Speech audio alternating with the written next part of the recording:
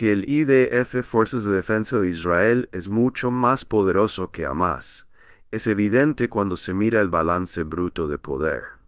Pero tienes que observar el contexto en el que estos dos bandos están luchando. Y en ese contexto, Hamas tiene todo tipo de ventajas sobre los israelíes que no se reflejan en el balance bruto de poder. Mi punto aquí es que creo que si has servido en el ejército y tienes una buena idea de qué tan tosco puede ser como instrumento y cuán ineficiente puede ser, y obtienes una verdadera sensación de cuán complicada puede ser la guerra, esto es de lo que hablaba Clausewitz, ya sabes, la niebla de la guerra, la importancia de la fricción, la importancia del azar, ¿verdad? Te vuelves muy escéptico sobre usar la fuerza militar a menos que absolutamente tengas que hacerlo. Y, por cierto, la mayoría de mis amigos realistas son más escépticos sobre contener a China de lo que yo soy, porque piensan que incluso cuando se trata de la política de grandes potencias, ya sabes, no quieres reaccionar excesivamente, no quieres poner demasiado énfasis en contener a China y así sucesivamente. Pero de todos modos, todo esto es para decir que creo que mi experiencia militar realmente me enseñó mucho sobre los límites de la fuerza militar. Y además, aprendí mucho sobre la guerra y los detalles nitty-gritty de la guerra. Y creo que ya sabes, si se trata de analizar las perspectivas de Ucrania de lanzar una contraofensiva exitosa contra Rusia en el verano de 2024, estoy muy bien equipado para analizar la probabilidad de éxito ucraniano. Sé mucho sobre los detalles nitty-gritty de la guerra y lo que tienes que hacer para ganar una guerra convencional. Y aprendí una gran parte de eso cuando fui a West Point. También creo, solo mientras estoy filosofando aquí, que la otra cosa que aprendí en West Point fue ser un contador de la verdad. West Point puso un gran énfasis en decir la verdad. Y la idea era que estabas entrenando a jóvenes oficiales de combate. Y si envías personas al combate y alguien te pregunta cómo ves la situación en esta área particular del campo de batalla, era tremendamente importante que fueras completamente honesto, porque las vidas de las personas estaban involucradas y la integridad, la honestidad era de enorme importancia. Y una de las frases que se usaba en West Point en aquel entonces era que es mejor decir la verdad dolorosa que la falsedad más fácil. Y simplemente aprendes que ya sabes, dices las cosas como son, y si a la gente no le gusta, eso es lamentable. Pero tu trabajo es ser un contador de la verdad, y eso es algo que me llevé de mi experiencia allí, y creo que ha informado mi pensamiento. Ya sabes, con el tiempo he estado dispuesto a decir cosas controvertidas que a la gente no le gusta, porque creo que es simplemente importante decir lo que piensas que es la verdad. Esto no quiere decir que yo tenga la verdad, y cualquier persona que no esté de acuerdo conmigo esté equivocada, porque Dios sabe que he estado equivocado en Mennings. Vamos a envolver, pero solo para volver a lo que estábamos hablando antes con Mark Milley, otra persona que sirvió en el ejército como el oficial militar más alto de los Estados Unidos. ¿Puedes pensar en otro momento en la historia donde el oficial militar más alto de la nación está pidiendo diplomacia? Y sin embargo, no hace una diferencia en la política, porque todos sus colegas de la Casa Blanca básicamente están empujando por más guerra? No, tendría que pensar en eso, pero de inmediato no puedo pensar en otro ejemplo. Sabes, hay mucha evidencia de que en los últimos años todo tipo de oficiales militares han enfatizado la importancia de que Estados Unidos confíe más en la diplomacia y menos en el instrumento militar. Creo que muchas personas que están en el ejército se identificarían con el argumento que le estaba haciendo a Katie hace un minuto sobre los límites de la fuerza militar. Creo que la mayoría de las personas que han estado en el ejército entienden los límites de lo que puedes hacer con la fuerza militar.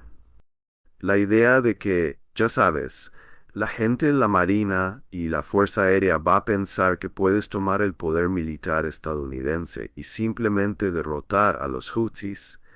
Estaría dispuesto a apostar que la mayoría de las personas, ya sabes, que estaban involucradas en el proceso de toma de decisiones que involucra a los Houthis, la mayoría de las personas en uniforme entendieron que había límites significativos en lo que podías hacer con la fuerza militar estadounidense. Entonces, ya sabes, no es tan sorprendente que Milley dijera lo que dijo.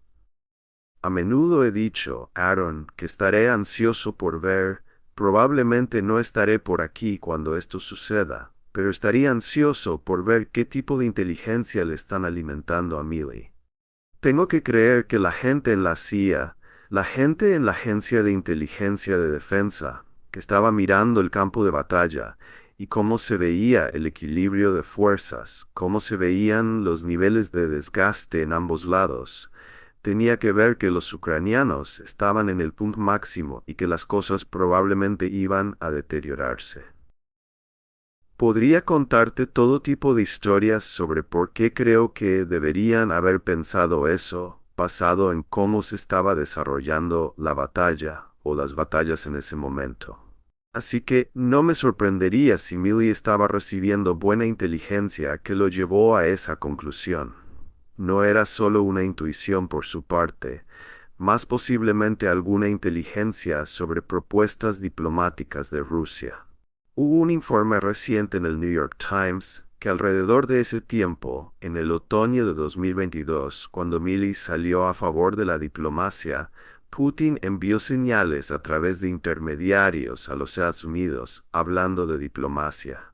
Entonces, tal vez Milley estaba captando eso también.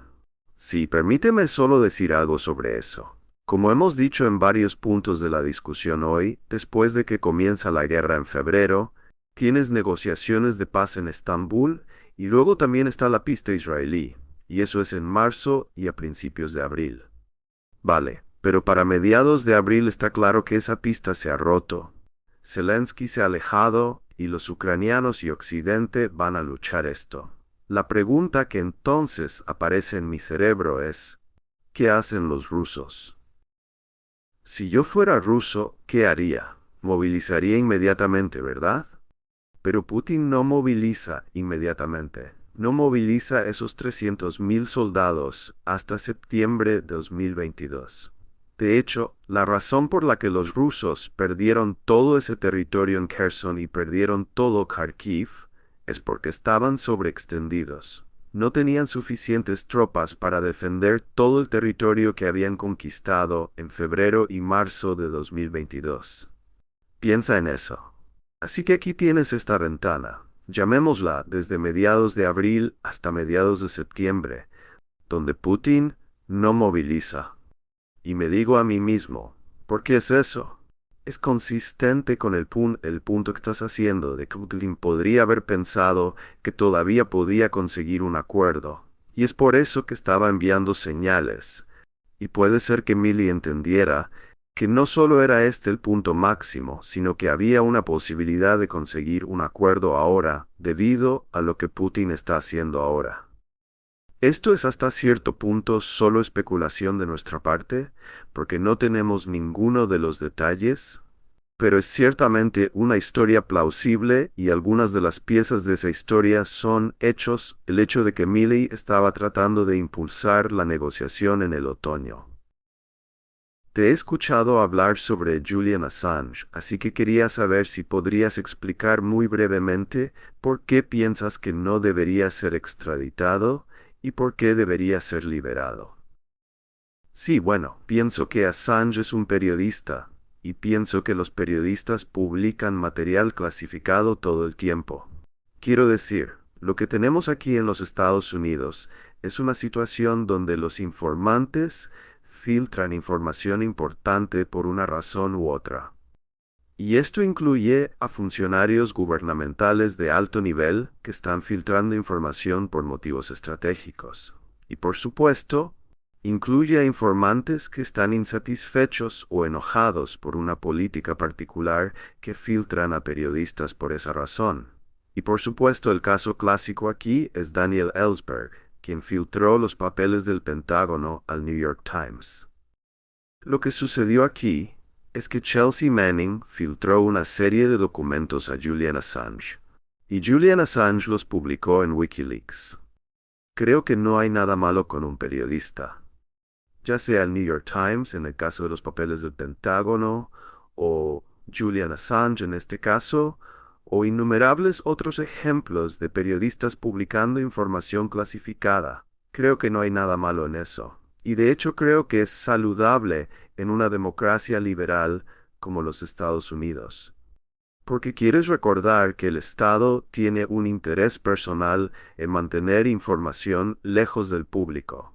Y nosotros en el público tenemos un interés personal en obtener esa información, especialmente cuando el Estado está persiguiendo políticas en bancarrota o una política imprudente. Y si miras el caso de Assange, él estaba publicando información que dejaba muy claro que estábamos haciendo muchas cosas imprudentes, y era importante que esa información estuviera en el dominio público. Así que nuevamente creo que hizo un servicio público, y él también, en mi opinión, no estaba haciendo algo ilegal. Chelsea Manning y Daniel Ellsberg hicieron algo que era ilegal. Eran parte de la máquina, y cuando eres parte de la máquina, firmas papeles que dicen que no filtrarás información clasificada. Y si filtras información clasificada, puedes argumentar que es moralmente lo correcto hacer.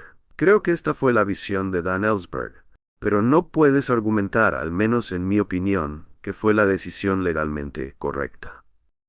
Y Ellsberg casi fue procesado. En realidad me sorprendió en ese momento que no fuera procesado. Pensé que lo sería, pero no lo fue. Lo cual fue, en mi opinión, todo para bien. Pero Chelsea Manning fue procesada. Pasó algún tiempo tras las rejas y ahora ha sido liberada. Y creo que Julian Assange no debería ser procesado. No debería pasar ningún tiempo tras las rejas. Y creo que si lo hace, tendrá un efecto paralizante en el periodismo, en un momento en que eso es lo último que necesitamos, ¿verdad? Necesitamos más gente que hable, no necesitamos menos gente que hable. Los medios de comunicación principales y el establishment de política exterior ya son lo suficientemente malos en este momento en términos de cerrar opiniones contrarias y, ya sabes, no exponer malas conductas. Quiero decir, no queremos reforzar eso. Lo que queremos hacer es abrir aún más las cosas. Sería bueno para los Estados Unidos, en mi opinión. Así que espero mucho que la Alta Corte Británica no lo extradite a los Estados Unidos.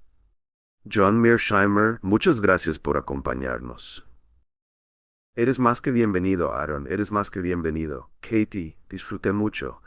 Fue una gran discusión, fue una entrevista completa, cubrimos muchos temas, mucho terreno. John ha hecho un trabajo tan importante, ha sido reivindicado repetidamente. Quiero decir, escribió muy temprano cuando no era fácil sobre el papel del lobby israelí. Y tengo que admitir, sí, era muy simpático a la visión de Chomsky en ese entonces de que la influencia del lobby estaba siendo exagerada. Pero ya no puedo discutir con Mearsheimer y Walt sobre eso. También sobre Ucrania, él fue quien dijo en 2014 que la crisis de Ucrania era culpa de Occidente. Y también dijo, ¿verdad?, que Occidente estaba llevando a Ucrania por el camino de rosas y que Ucrania iba a ser destrozada. Y resultó tener razón exactamente. Entonces, sí, ¿cuánto agradecemos poder obtener la visión de John Mearsheimer sobre todos estos temas, Ucrania y Gaza, en este terrible momento para el mundo? Sí, y algunos conocimientos interesantes sobre su trayectoria personal. Sí, y sabes, él dijo algo que pensé que era realmente notable. Habló de cómo nunca deberías decir a nadie, especialmente a los judíos. Y eso me recordó el chiste de Dave Chappelle de SNL, donde dijo, ya sabes, si sé una cosa en el negocio del espectáculo, estoy parafraseando, si sé una cosa en el negocio del espectáculo, nunca dices estas dos palabras juntas. Los judíos. Y no podemos reproducir el clip debido a problemas de derechos de autor. Pero no sé. Mearsheimer, Chappell, Dos grandes mentes, ahí lo tienes. También Mearsheimer en su sitio web tiene un pequeño cuestionario, como ¿qué tienen en común Michael Jordan y Al Capone y John Mearsheimer?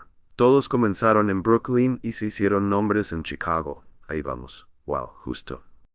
Y para más de John Mearsheimer, vea su Substack que está en mearsheimer.substack.com. Publica regularmente sus artículos y charlas allí, y nuestro sitio web es usefulidiotspodcast.com. Ve allí para apoyar el programa, obtener contenido adicional, incluyendo la versión extendida de esta entrevista y Thursday Throwdown.